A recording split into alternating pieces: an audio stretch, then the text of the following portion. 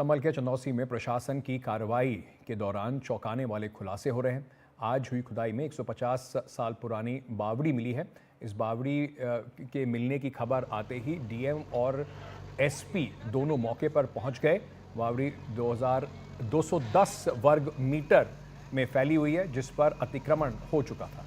अब अतिक्रमण हटाया जा रहा है। खुदाई के दौरान सबसे पहले एक सुरंग दिखाई दी। खुदाई और बढ़ी तो पूरी बावड़ी सामने आ गई। सुरंग के अंदर कई तहखाने भी मिले।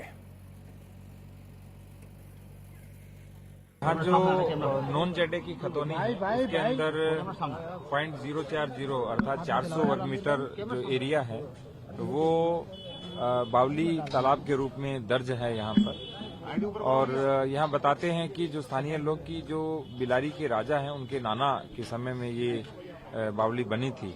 और इसका जो सेकंड और थर्ड जो फ्लोर है वो मार्बल से बना है और ऊपर का जो तल है वो जो आप देख रहे हैं ईंटों से बना हुआ है।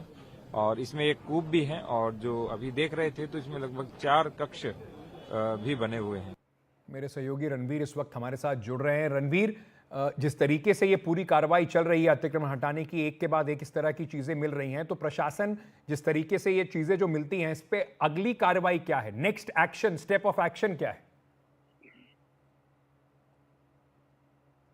देखिए, एक के बाद एक शिकायतें संभल में मिलती जा रही हैं। और शिकायतें क्या हैं कि कई सारी ऐसी प्राचीन धरोहरें हैं जिस पर अतिक्रमण हो गया। और अभी तक जो मामला था वो संभल तहसील के इलाके में था, जहां पर जामा मस्जिद है। जामा मस्जिद से जो मामला शुरू हुआ उसके बाद वो भोलेश्वर मंदिर तक आया। भोलेश्वर मंदिर के बाद वहाँ राधा रानी मंदिर मिला और एक के बाद एक कुएं मिलते जा रहे हैं। लेकिन जो ताज़ा मामला है वो वहाँ से 25 किलोमीटर दूर जिला मुख्यालय जो चंदौसी है वहाँ का है। दरअसल कल संपूर्ण समाधान दिवस था, जिसको तहसील दिवस कहा जाता है। तहसील दिवस में एक शख्स आकर कहता है कि जो चंदौसी इलाका है वहाँ पर एक इलाका है, एक जमीन है जहाँ पर कब्जा हुआ है और उस जमीन में कुछ कुएं जैसी या कोई बावड़ी है। तो कुएं और बावड़ी में फर्क क्या होता है? कुआं एक गहरी खाई जैसा होता है जो हमने सबने देखा, रस्सी से पानी निकालते हैं। और बावड़ी वो जगह होती है जहाँ पर पानी की सतह तक सीढ़ियों से जा सकते हैं। तो वहाँ बावड़ी होने की बात कही गई थी। जिलाधिकारी ने तत्काल जो वहाँ नगर पालिका है उसको आदेश दिया कि वहाँ पर जाकर के मुआयना करे और खुदाई करके चेक करे कि जो दावा है वो सही है या गलत है। तो 400 स्क्वायर मीटर की ज़मीन थी और 400 स्क्वायर मीटर में से 210 स्क्वायर मीटर की ज़मीन जो है वहाँ पर खुदाई का जो काम है वो शुरू किया गया। 190 स्क्वायर मीटर ज़मीन जो है उस पर लोगों ने कब्जा कर रखा है।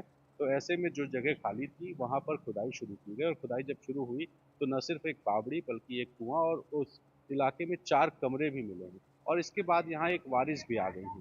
अब ये जो धरोहर है, जो इमारत है, इसकी कहानी क्या है? कहा जाता है कि 125 से 150 साल पहले जो इलाके के रजवाड़े थे, उन्होंने बनवाया था इसको। और ये समय के साथ चूंकि उनकी बेटियां थी, बेटियों की शादी हुई, बेटियां वहाँ से बाहर चली गई और वो रख रखाव के अभाव में धीरे धीरे खंडहर होता गया और धीरे धीरे लोगों ने कब्जे कर लिए। मिट्टी से वो कुएं दब गए, बावड़ी दब गई और उस इलाके में कुछ हद तक पलायन भी हुआ था। तो इसके बाद जब कल तहसील दिवस के मौके पर शिकायत आई तो शिकायत के बाद जिला प्रशासन ने कार्रवाई की है। फिलहाल एएसआई नहीं पहुंची है, लेकिन अब जब खुदाई और ज़्यादा आगे बढ़ेगी और लगेगा कि यहाँ पर एएसआई को भी जांच करनी होगी कि इसका इतिहास क्या है ये समझने के लिए, तो फिर जिला प्रशासन इसके लिए भी तैयार है कि ज़रूरत पड़ने पर आर्कियोलॉजिकल सर्वे ऑफ इंडिया को बुलाया जाएगा और उसके बाद उसकी पड़ताल की जाएगी। तो ये पूरी कहानी है जो कि संभल से निकल करके अब चंदौसी तक पहुंच चुकी है। बहुत बहुत शुक्रिया हमारे साथ जुड़ने के लिए रणवीर, इस पर जानकारी देते हुए।